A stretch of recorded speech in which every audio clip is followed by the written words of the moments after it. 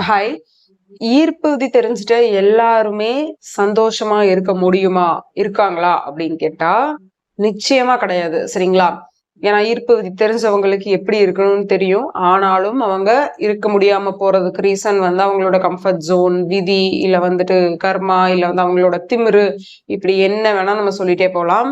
ஆனா ஈர்ப்பு விதி தெரிஞ்ச ஒரு ஆள் ரொம்ப ஹாப்பியா இருக்கணும் அப்படின்னு அவங்க நினைச்சாங்கன்னா, எந்த மாதிரி இருக்கணும் அப்படிங்கிற ஒரு விஷயம் பத்தி இன்னைக்கு பேசலாம். அதாவது தண்ணி மாதிரி நம்மள எல்லாருமே இருக்க சொல்லுவாங்க. சரிங்களா? தண்ணிய வந்து நம்ம எந்த பாத்திரத்துல ஊத்துறோமோ, அது அதோட ஷேப்புக்கு வந்து ஆட்டோமேட்டிக்கா போயிடும். அதுதான் வந்துட்டு ஒரு சூப்பர் எக்ஸாம்பிள் பார்த்தீங்கன்னா, தண்ணி தான். இப்ப என்ன கொண்டு போய் நீங்க எங்க விட்டாலும் அந்த சிச்சுவேஷனுக்கு தகுந்த மாதிரி நான் அடாப்ட் ஆயிக்குவேன். என்னால அதுக்கு தகுந்த மாதிரி போய்க்க முடியும் அப்படின்னு யாரெல்லாம் இருக்கீங்க அப்படின்னு உங்கள நீங்களே நெனச்சு பாருங்க.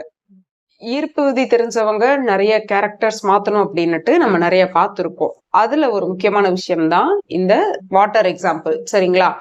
நான் இப்படித்தான் இருப்பேன். எனக்கு இதெல்லாம் தான் வேணும். நான் இவ்ளோ பர்ட்டிகுலரா தான் இருக்கேன். அப்படின்னு நம்ம நெனைக்கிறது தப்பு கிடையாது. ஆனா, அப்படி ஒரு சிச்சுவேஷன் வரல. இல்ல எங்கேயோ ஏதோ ஒண்ணு மாறிருச்சு. நீங்க வந்து ஒரு விஷயம் வேணும்னு கேட்கிறீங்க, இல்ல ஏதோ ஒண்ணு சொல்றீங்க. அதனால ஒரு 4 பேர் வந்து அஃபெக்ட் ஆவுறாங்க. இதையெல்லாம் நீங்க யோசிச்சு பார்க்கணும். பிரையாரிடைஸ் பண்ணணும். நம்மளோட ஆசை முக்கியமா? இல்ல இதனால 4 பேருக்கு வந்து ஹர்ட் ஆவுறாங்க. அது தேவையா? அப்படிங்கிறதெல்லாம் நம்ம நெறைய திங்க் பண்ணணும்.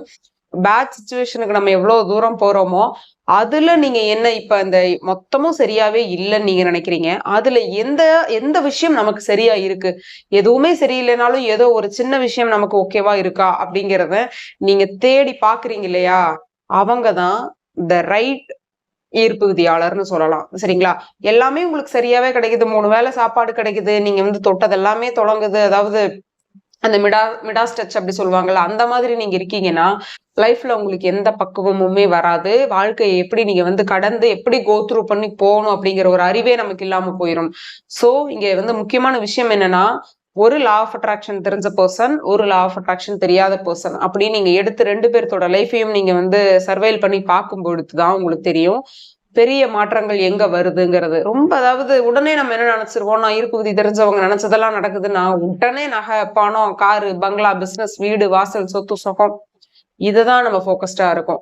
ஓ! இதெல்லாம் தெரிஞ்சுட்டா, நம்ம இதெல்லாம் பண்ணிக்கிட்டா ரொம்ப ஹாப்பியா இருந்துருவோம் போலயே! அப்டின்னுட்டு நம்ம அப்படிதான் யோசிப்போமே தவிர, ஆக்சுவல் த சோல் நம்மளோடது எப்படி இருக்கு? அதாவது புது ஜென்ரலாவே ஒரு மனுஷன் இப்படிதான்ப்பா வாழ்வான், இப்படி பொறப்பான், இந்த வயசுல கல்யாணம் பண்ணுவான், இந்த வயசுல படிச்சு முடிப்பான், சாப்பிடுவான், தூங்குவான், உடம்பு சரியில்லாம போகும், வயசாயி செத்து போவான். இவ்வளவுதான் அவனுக்கு இருக்கும். ஆனா, அவனோட லைஃப் ஹிஸ்டரியில அவன் எப்படியெல்லாம் ப்ராப்ளம ஃபேஸ் பண்ணியிருக்கான், அவன் எந்த அளவுக்கு ட்ரூவா இருந்திருக்கான், அவன் எவ்வளோ அவனோட செல்ஃப ஹாப்பியா வச்சிருந்திருக்கான் அப்படின்னு பார்த்தீங்கன்னா, அது வந்து ரொம்ப 0வா இருக்கும்.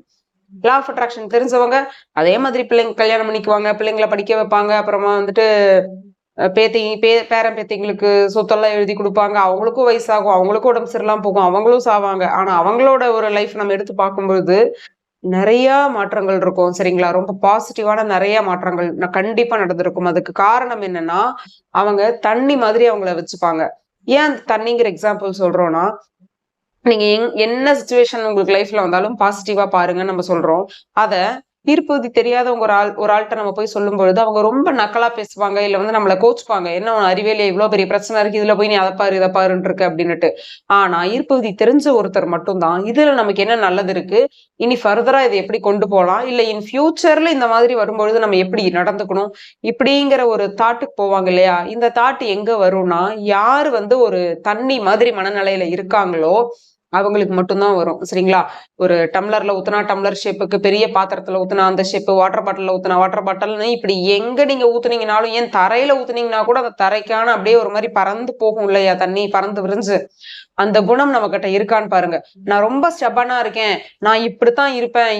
இதுல இருந்து நான் இறங்கிலாம் வரவே மாட்டேன்ப்பா அப்படின்னு யாராவது இருக்கீங்கன்னா, அத நீங்க கொஞ்சம் மாத்த ட்ரை பண்ணணும். ஏன்னா, நம்ம எந்த அளவுக்கு லைஃப்ல எத வேண்டாம் அப்டின்ட்டு நம்ம ரொம்ப நான் இப்படித்தான் அப்படின்னு ரொம்ப ஸ்டெபனா இருக்கீங்களோ, அத உடைக்கிற மாதிரியான சிச்சுவேஷன் தான் நமக்கு ரிப்பீட்டடா வரும். அதனால தான் நெறைய பேர் எனக்கு ஏன் இப்படி நடக்குது? நான் என்ன பண்ணேன்? அப்படின்ட்டு தெரியாம திரும்ப திரும்ப ஒரே மாதிரி அதாவது ஒண்ணா ஏமாந்து போறது, இல்ல வந்து ஓவர் அனுபவிச்சு ஒதுக்கப்படுறது, அப்புறமா நெறைய ஆசைப்பட்டு அது கிடைக்காம போறது. இப்படி எல்லாமே ஒரே பேட்டர்ன்ல நெறைய பேருக்கு ஏன் இந்த ப்ராப்ளம்ஸ் வருதுன்னு கேட்டீங்கன்னா, அவங்க அதுல இருந்து கத்துக்கவே இல்ல. உன்கிட்ட காசு இன்னைக்கு 100 ரூபாய் இருக்கு. இத வச்சு நீ என்ன பண்ணுவ? அதே 1000 ரூபாய் இருந்தா நீ இன்னைக்கு என்ன பண்ணுவ? இன்னைக்கு காசே இல்ல என்ன பண்ணுவ? இப்படிங்கிற மாதிரி சிச்சுவேஷன் நீங்களே உங்கள வந்து டெஸ்ட் பண்ணி பார்க்கணும். செல்ஃப் அனலைஸ் பண்ணி பார்த்தீங்கன்னா மட்டும் தான் உங்களுக்கு புரிய வரும். ஓகே, நம்ம ஈர்ப்பு விதிய வந்து கத்துக்கிட்டோம். இல்ல ஈர்ப்பு விதி தெரிஞ்சுட்டா மட்டும் நம்மளோட லைஃப் வந்து ரொம்ப ஹாப்பியா இருக்காது. அதுக்கான வேலைகள நம்ம தான் பார்க்கணும். பிரபஞ்சம் அப்படிங்கிறது என்னன்னா, இன்னொன்னு பிரபஞ்சம்ங்கிறது வந்து வேற எங்கேயோ இருக்கிற மாதிரியும், நம்ம வந்து இங்கிருந்து பிரபஞ்சத்துக்கிட்ட எல்லாமே கேட்டுட்டு இருக்கிற மாதிரியான ஒரு புரிதல் இருக்கு. ஆனா நீங்க யோசிச்சு பாருங்க ரொம்ப பிராக்டிக்கலா. பிரபஞ்சம்ங்கிறது என்னன்னா, ஒருத்தரும் ஒரு யூனிவர்ஸ். நான் ஒரு யூனிவர்ஸ், நீங்க ஒரு யூனிவர்ஸ், பார்த்துட்டு இருக்க எல்லாருமே ஒரு யூனிவர்ஸ். ஏன்னா நம்மளோட ஆழ்மனம்ங்கிறது தான் நம்ம பிரபஞ்சம் அப்படின்னு சொல்றோம்னா, நம்ம கிட்ட இருக்கிற அந்த சக்தியை நமக்கு என்னெல்லாம் தேவையோ அதை நம்மளே கேட்டு நம்மளே வாங்கிக்கிறதுக்கு பேருதான் அந்த யூனிவர்ஸ் அப்படிங்கிறது. நம்ம எங்கேயோ இருக்கு யூனிவர்ஸ், அது மாதிரி நம்ம இருக்கணும்னு நினைச்சா வேணா நமக்கு அந்த டிஸ்டன்ஸ் வரலாம். அந்த இருக்க எல்லா சக்தியும் எனக்குள்ளதான் இருக்கு, நான் நினைச்சேன் அப்படின்னா கண்டிப்பா அது நடக்கும் அப்படின்ட்டு உங்க மேல செல்ஃப் கான்பிடன்ஸ் வச்சு நீங்க செய்யும் பொழுது எப்படி இருக்கும்னா, இன்னுமே பெட்டரா உங்களால எல்லாத்தையுமே அட்ராக்டும் பண்ண முடியும். இன்கேஸ் அது அட்ராக்ட் ஆகாம போச்சுன்னா கூட உங்களால அதை ஈஸியா அதுல இருந்து வெளில வர முடியும். இன்னொன்னு புரிஞ்சுக்கோங்க, இருப்புதி வந்து தெரிஞ்சுக்கிட்டா அப்படின்னா நம்ம நினைச்சது எல்லாமே நடக்கணும், எல்லாமே கிடைக்கணும்ன்ற அவசியம் எல்லாம் கிடையவே கிடையாது.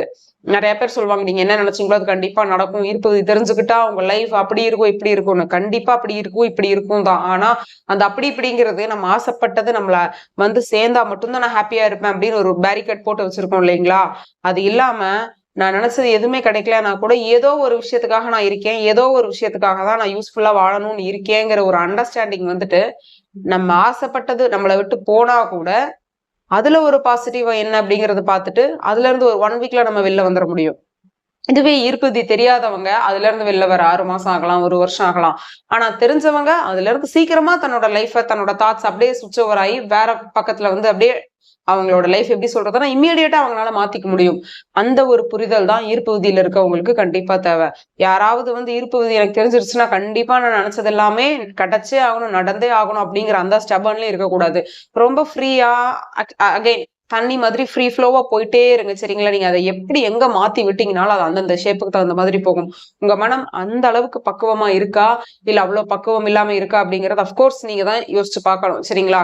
இது வந்து கண்டிப்பா இது வந்து ரொம்ப பிராக்டிஸ் மூலமா மட்டும்தான் நடக்கும். ஏன்னா வந்துட்டு இத்தனை வருஷத்தோட உங்களோட எண்ணம் அந்த ஒரு பேட்டர்ன் எல்லாம் வச்சிருப்பீங்க இல்லையா? அது எல்லாமே உடைச்சு நீங்க இப்போ கரண்ட்ல இன்னில இருந்து டே 1 இன்னைக்கு நான் பிறந்திருக்கேன், இன்னைக்குதான் எனக்கு இதை பத்தி எல்லாம் தெரிஞ்சிருக்கு, ஃப்ரம் த ஃபர்ஸ்ட்ல இருந்து நான் ஸ்டார்ட் பண்ண போறேன் அப்படின்னு நீங்க நினைச்சு எங்கெல்லாம் உங்க லைஃப்ல நீங்க ரொம்ப கோவப்படுறீங்க, எதுக்கெல்லாம் அடம் பிடிக்கிறீங்கிறத பாருங்க.